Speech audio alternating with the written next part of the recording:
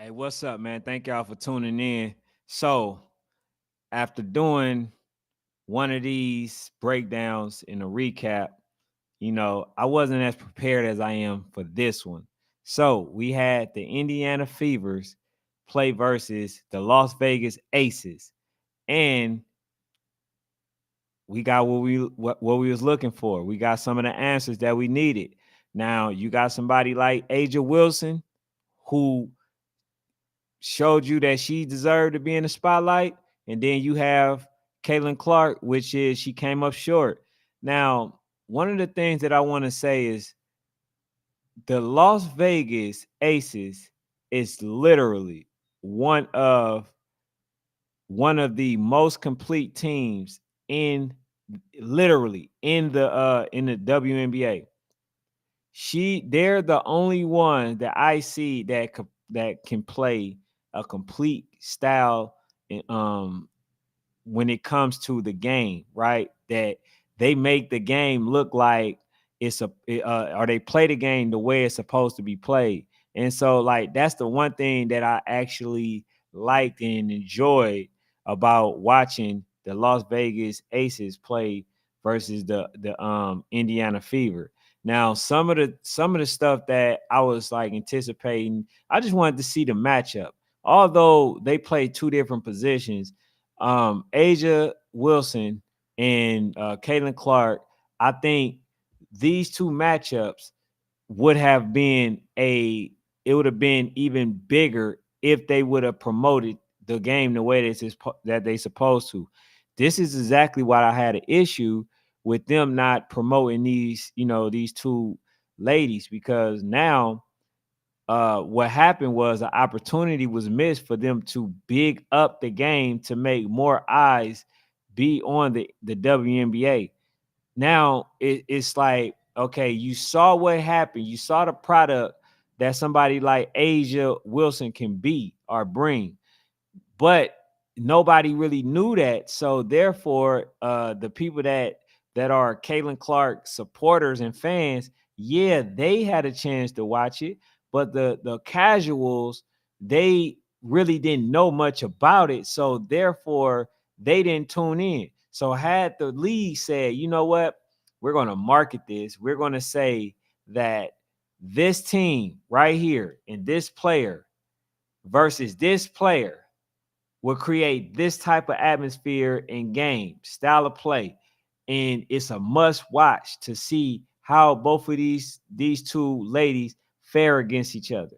You know what I'm saying? They didn't do that. So therefore, a lot of people miss some good games, man.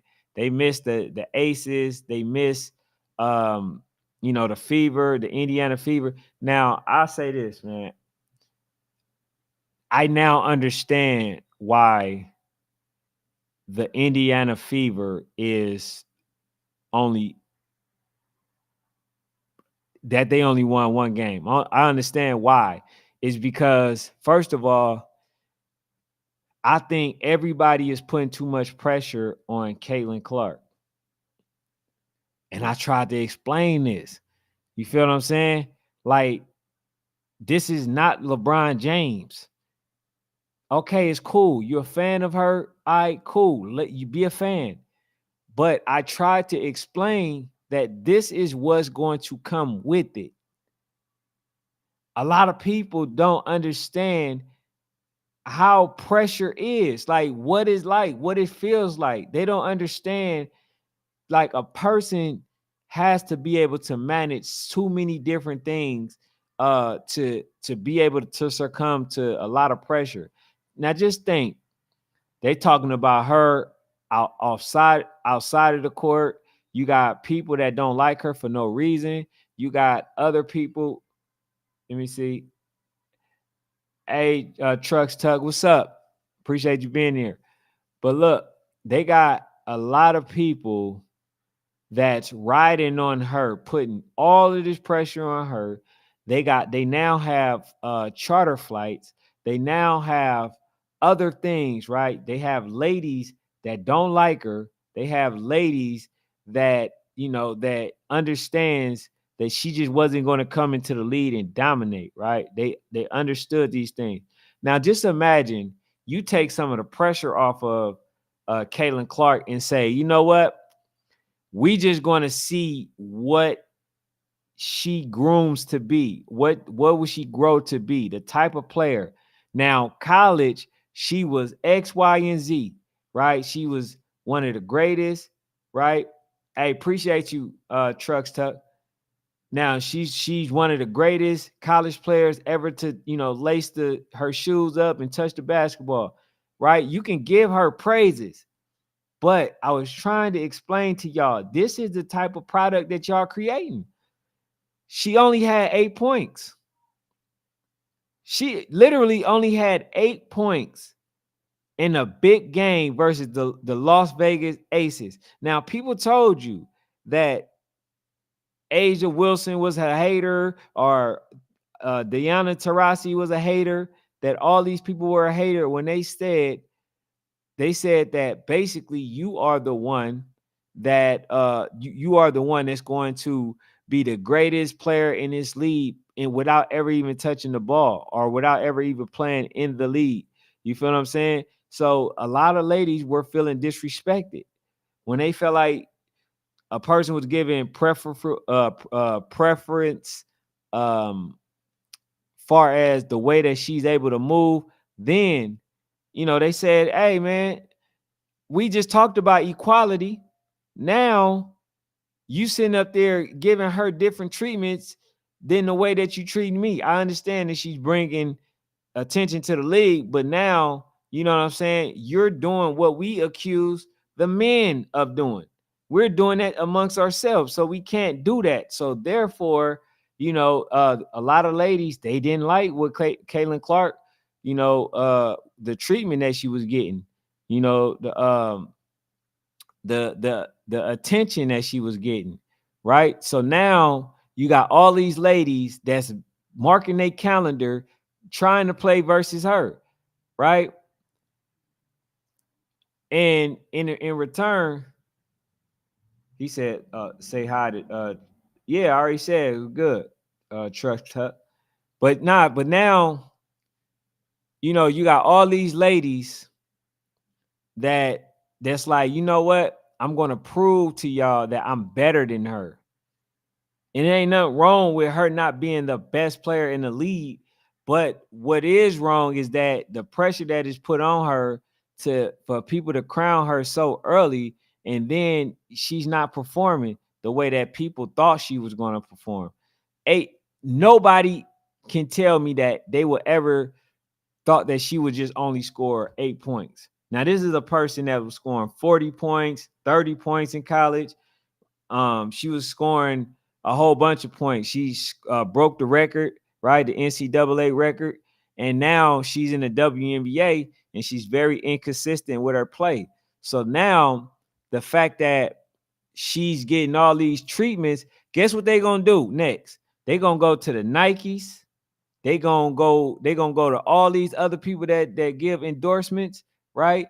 And they're going to basically say, hey, okay, y'all sat there and gave her a $20 million contract, right? Which ain't got nothing to do with her. I mean, she only took what they offered, but you gave her a $20 million contract, and she's not even producing. And we are that, and people like Agun Abawale, people like A'ja Wilson, people like Breanna Stewart, you know what I'm saying? Like Elisa Thomas, all these ladies are going to be able to have a legitimate argument as to why they're not getting endorsements. And basically, they're going to create problems for Nike, problems for Adidas, problems for all these other companies. Because first of all, you can't say, oh, well, it's because she's very marketable and she's one of the top players in the league. Can't say that, because she's not. She's not even a top 10 player in this league so far. And she's been very inconsistent. But that's not due to the fault of her own. It's just that the media put so much expectations on her, and now other ladies want to prove that they are the better player, which they should be doing that anyway, right? But they're now really have more of an incentive, an added incentive to go at her, because they're going to say, you know what? If I sit there and make her look bad on the court, I should be able to get an endorsement. I should be able to get everything that comes to me. You feel what I'm saying? And that's why you got a lot of these women out here, man. When they play this game, all of them got it marked on their calendar. When they play this game, this is the one that they really getting up for. This is like their championship game, right? Because it's like, y'all know Kaylin's gonna bring the eyes. So therefore, you got somebody like the Aces. They like, you know what? We already better than her, so we gonna, you know what I'm saying? We gonna show them. We gonna blow them out. We gonna beat them, right? This is the stuff that they're doing. But now, what is also happening in the process is the popularity is somewhat dwindling, meaning, or the anticipation is also dwindling, meaning that he said, right, Sean say, the WNBA, I'm trying to get into it. I'm going to keep watching. Hope it gets better. And that's what I was trying to say, Sean, is that the WNBA, Kaylin and Angel Reese help bring the eyes. Matter of fact, the whole class is bringing the eyes, right? Because a lot of them doing some amazing things. They bringing the eyes to the WNBA. But the problem is you got a lot of the ladies missing layups. They miss, like, the post present is non-existent. The shot selection sometimes is terrible. The way that they lose the ball just out of nowhere is crazy. The air balls, like, that's in the NBA, but it's not throughout the whole duration of the game. You know what I'm saying? You're not going to say, oh damn, is he going to make that layup if he's open? You're saying that with the WNBA though. You feel what I'm saying? It's like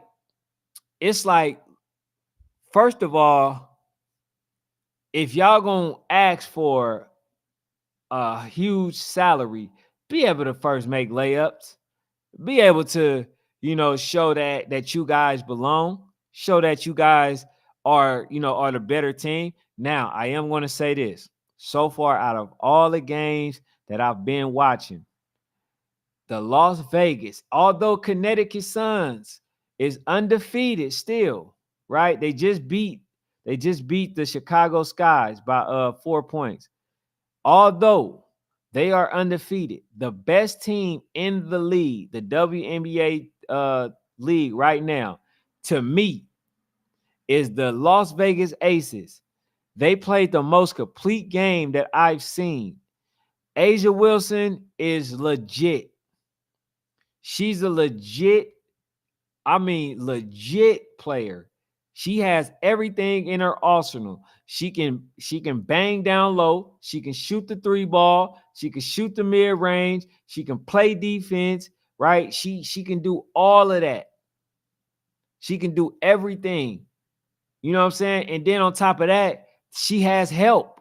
She got Kelsey Plum, which is a lights out 3-point shooter. You know what I'm saying? One of the best guards. Then you got Jackie Young, who can create her own shots. And not only that, both of these young ladies, they are assist makers. Both of them can give you 10 assists easy. And when you play against somebody like that, it's hard to beat them.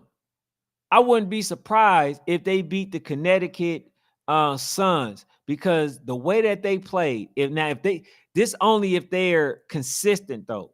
If they're consistent with their style of play, it's only one thing can happen, is they go to the top, they beat every team. You know what I'm saying? Like, that's the only thing that I feel can happen, because that play was so complete that I was actually very hopeful for the growth of the WNBA. And a lot of people are talking about how they're trying to get into the WNBA, but It's the small things that make them turn it.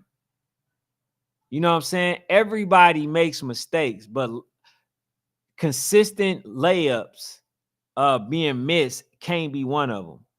You know what I'm saying? If you get to the hole, we should automatically know and feel, oh, that layup about to be made. I think sometimes like, oh man, damn, don't miss it, don't miss it, don't miss it. I shouldn't be thinking like that, especially if y'all supposed to be professional. You know what I'm saying? But A'ja, um, she's one of the best. I think Arike Angubuale, I have her over A'ja Wilson. But if it's not A'ja, if it's not her, I'm definitely giving A'ja Wilson the top dog, even over Kalia, even over Kalia Copper. I'm giving it over her because look at these numbers, man. 29, 15, and 2. 29 points, 15 rebounds, and 2 assists. That's why I am a very big advocate that if the ladies, you know what I'm saying, like if the ladies want to grow this league, we're going to have to start talking about all these ladies. We're going to have to start talking about all of them. See, the WNBA, they continue to get it wrong. Only people we focusing on is Caitlin. And then when Caitlin ain't producing the way that they should, guess what? The league quiets back down because they don't know nobody else. The only player that most of these teams know, or most of these casual fans know, and these fans is they know Caitlin Clark, they know Angel Reese, they know Camelia Cardoso, right? They don't really know nobody else like that. The reason they know A'ja Wilson, is because she was talking about the deal, right? Talking about a shoe deal. The only reason, well, they know Diana Taurasi, but the main reason eyes is back on her was basically due to a statement that she made, to Caitlin Clark, saying that she's not ready, and everybody called her a hater. So now, moving forward, what we should do, and to the WNBA, what should be done for the aces, right? Y'all need to be pushing 2 people. Jackie Young, A'ja Wilson. A'ja Wilson, number 1. Okay? For the Fever, you need to be pushing at least 2 people. Okay? And I want to say Aaliyah Boston and Caitlin Clark. And the reason why I'm saying Aaliyah Boston, even though she haven't had any standout numbers that just make you just say, wow, she's a freshman. She's still new, right? She's new. Her and Caitlin can actually grow together. You see what I'm saying? So that makes sense. Those are 2 people that you can still use just in case somebody like Caitlin got hurt or whatever. If she's not playing, they still would pay attention to the game because they will have Aaliyah Boston. These are ways that you can continue to grow it, right? So then for the Dallas Wings, we got Arike Angubuale. I say her name all the time. And then we can do Maddie Siegrist, right? Those are 2 ladies that we can push. And it only makes sense because when these teams meet up, now let's say we not even talk about the Indiana Fevers. Let's just say we talking about just the Dallas Wings versus Connecticut Suns, right? We need to know that for the Dallas Wings, we got Arike Angubuale, okay? Her versus somebody like DeWanna Bonner, right? Or Lisa Thomas. That's a hell of a matchup that makes people want to watch it because you got 2 ladies that are very good and that are stars in this league. But you wouldn't know because a lot of people don't know players that's in the WNBA. So what has to happen is the moves have to make sense. People talking about, oh well, why this person is getting all of this attention and credit and recognition. Y'all see when the NBA players mention the player, the only people they mention is who? Caitlin, or sometimes Angel. That's it. Okay, I mean, if according to them, the only people that you think playing is what? Kaylin, Kaylin Clark, which is the Indiana Fevers and Chicago Sky. Those are the only two teams that you really know, because most people didn't watch the WNBA. And now that people are paying attention, they have to deliver on the product. They have to deliver. And if they not delivering, what it's going to do is it's going to take the eyes back off the league. And I think if they miss this opportunity, they ain't going to have another one. Because I don't think other than somebody like Juju Watkins, I don't think that they have anybody to look forward to basically, carry the league. You know what I'm saying? I think that she may break some records depending on how long she stays, but like that's the only person that everybody really knows about. You know what I'm saying? Juju Watkins. That's it. You know what I'm saying? But hey, man, I think when it comes to, hold on, Coach says, he said they made it bad for that young lady. Yes, they made it bad for her, and that's why I was saying the whole time when people was crowning her as the GOAT, they was like, "Oh, she's the greatest of all time," and you're just hating, and you're just not giving the credit. And it's like, no, that's not it. It's not that I'm not giving the credit. What's going on is I understand that you basically playing in a league to where they took all of the top players, right, in the college, and now they're all in the league. So therefore, your competition is heightened. The level of exercise and workout and training that they got is way higher than the college. So therefore, your competition is going to be much harder to play against. And I tried to tell them, is that it, like she's only shooting 30% from the 3-point line. The same way that she played at Iowa is the same way that she's trying to play here, and it's just not transferring.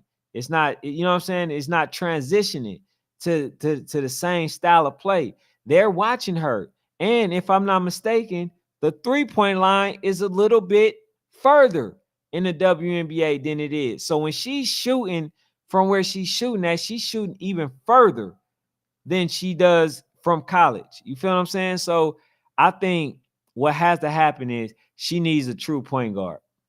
She's not a true point guard. Caitlin Clark is not a true point guard. She's a person that can dribble to get her shot, but she's not a true point guard.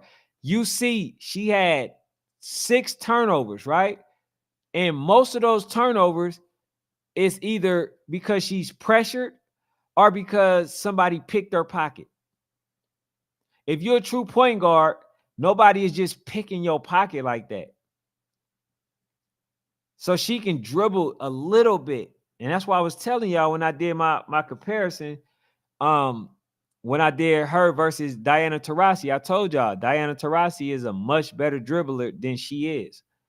And y'all going to see exactly what I've been talking about. Now, she may not be able to guard Diana Taurasi, but no, Diana Taurasi may not be able to guard her. She damn sure not going to be able to guard Diana Taurasi. And that's the other thing. They're going to have to play much better defense.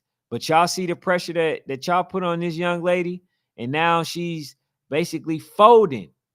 Who would thought that she would only have 8 points and out of 30 minutes played? Nobody thought that. But the reason why is because they expecting her to bring that same level of play that she had at Iowa, and it's not, and it's not doing it. You feel what I'm saying? And it's not translating. So therefore, I think that the Indiana Fever, the only way, and I'm not sure about how the trade works, the only way that Caitlin Clark is going to start flourishing is she get a true point guard that can basically set her up for the shot. She's gonna have to be Stephen Curry for real, right? Meaning that she's gonna have to do cuts, running around the screen, setting the pick, right? Everything is gonna have to be made and geared towards her style of play. Because if they don't do that,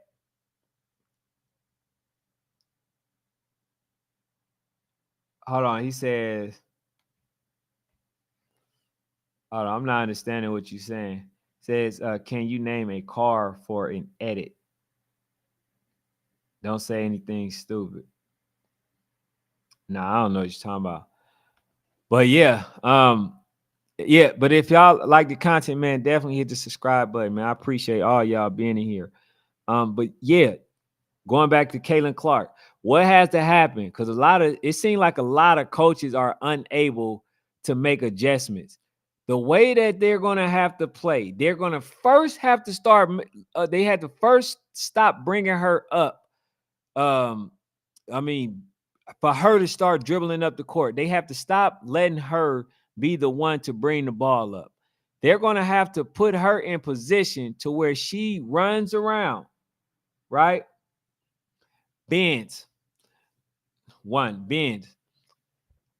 They're going to have to set picks for her, set screens for her. She's going to have to be able to work the mid range. She's going to have to be able to do the pick and rolls. She's going to have to be able to do all those things. If they really want her to flourish in this league and be a consistent 20-point scorer, they're going to definitely have to make sure that she is getting open and that she has to exert less energy than on the offensive end. Because I don't think people understand how much energy that Caitlin exerts, right? She's the main person, the main focus that everybody is paying attention to. And basically, she is the scouting report. So in order to make sure that they maximize her opportunity, and her style of play, is she's going to have to do everything Curry used to do, everything Reggie Miller used to do, everything that Ray Allen used to do, right? They were all shooters. Stop letting her be the one that actually create the plays. Look, if she have to create the play, the thing is, she's going to still be able to do that. But if they're making her create the shot, dribble, and then come off the dribble with the shot, she's going to be tired every single game. But they can't do that. You feel what I'm saying? Now, running against the screens, there are basically spurts where you just have to burst out, but you're not constantly running. When you go around the screen, basically all you doing is you're bringing your man to that man to your teammate, so your teammate can screen them, and then you burst right to your spot. But then once you get to your spot, all you doing is shooting the ball.